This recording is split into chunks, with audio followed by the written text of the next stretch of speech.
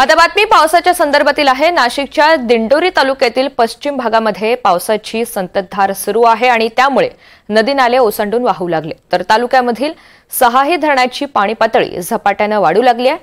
पुणेगाव धरण 75% इतकं भरलेलं आहे। धरणामधून उनंदा नदीमध्ये 100 क्युसेक पाण्याचा विसर्ग सुरू करण्यात आला। त्यामुळे वणी आणि चांदवड तालुक्यामधील पाणी पुरवठा योजनेला मोठा दिलासा मिळाला आहे। प्रांजल कुलकर्णी आपल्या सोबत आहेत। अधिकची माहिती जाणून घेऊयात। प्रांजल, गेल्या वर्षीच्या तुलनेमध्ये नाशिकमध्ये यंदा चांगला पाऊस आहे। सध्या धरणांची काय पाणी पातळी आहे, एकंदरीत काय घडामोड?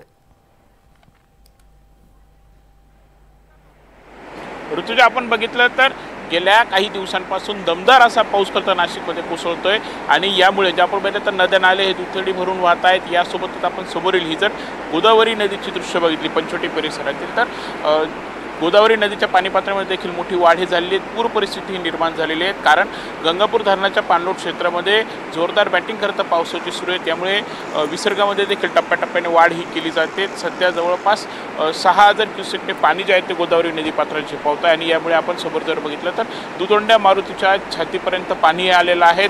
सिद्धेश्वर मंदिराला देखील पूर्णपणे पुराच्या पाण्याने वेढा घातलेला आहे। रामसेतूला देखील खाली पाणी जे आहे ते खरं तर लागलं आहे। यासोबतच इकडे आपण डाव्या बाजूने जरी बघितलं तर रामकुंड परिसराच्या देखील बाहेर हे पाणी गेलेलं आहे। त्यामुळे इतर जे काही रोजची विधी इथे पार पडत असतात, जसं काही विधी असेल, इतर पूजा असतील, ते देखील इथे सध्या होत नाही आहेत। एकंदरीतच ही परिस्थिती बघितली तर आपण काल देखील अगदी सकाळपासूनच पावसाची संततधार ही सुरू आहेत आणि रात्रीतून देखील मुसळधार असा पाऊस कोसळलेला आहे। त्यामुळे पाणी पातळीमध्ये मोठी वाढ झाल्याचं बघायला मिळते। जिल्ह्याचा धरणसाठा देखील जवळपास 70% गेलेला आहे। यासोबतच आपण बघितलं ऋतुजा, तर जवळपास इगतपुरी असेल किंवा दिंडोरीचा पश्चिम भाग असेल, इथे देखील चांगला पाऊस होत असल्यामुळे धरणं जी आहेत ती खरं तर ओसंडून अशी वाहत आहेत। यासोबतच आपण जर बघितलं तर सध्याला 5 धरणांमधून विसर्गाला सुरुवाती करण्यात आली आहे। 5 धरणं खरं तर ओव्हरफ्लो झालेली आहेत आणि जवळपास आत्ता सध्याची जर परिस्थिती बघितली तर सकाळी 6 वाजता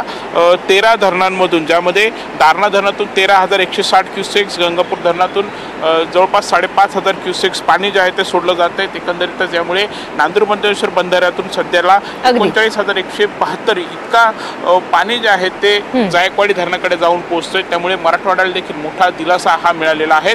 आता पाण्यात हा जो विसर्ग आहे तो टप्प्याटप्प्याने यामध्ये वाढ ही केली जाणार आहे आणि यामुळे साहजिकच प्रशासनाकडून नागरिकांना सतर्कतेचा इशारा देखील देण्यात आलेला आहे। ऋतुजा, हो, आणि त्यामुळे जिल्ह्यामध्ये मुबलक पाणीसाठा आहे असं एकंदरीत चित्र आहे। धन्यवाद सविस्तर माहितीसाठी।